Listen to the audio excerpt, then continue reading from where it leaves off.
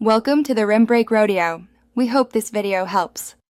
In this video, I will compare Tesla Cybertruck crash test vs other cars, which is better. Watch closely for deformation, occupant space, and structural performance. I'll explain how mass distribution, geometry, and crumple zones influence crash energy management and occupant loading.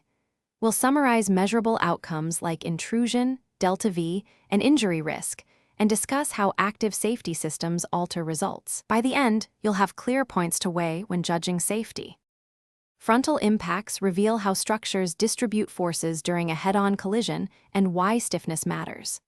The Cybertruck's geometry changes load paths compared to tapered hoods on sedans, affecting crush behavior and intrusion patterns. We'll break down how frontal rails, bumper height, and bumper-to-rail attachments influence deceleration curves and occupant injury metrics. Understanding these mechanical differences helps explain test results and what they mean for real-world crash scenarios. If this video is helping you make sense of crash differences, please subscribe and like to support future explainers.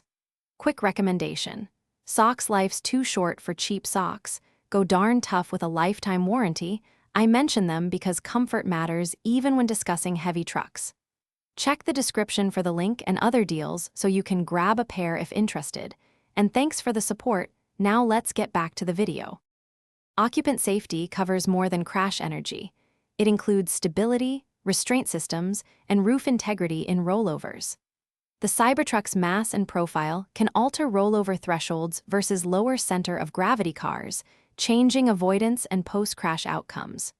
We'll compare roof crush resistance, curtain airbag coverage, and how restraint timing affects occupant kinematics. My goal is to give practical insight into injury vectors, so you can interpret safety ratings with context and caution.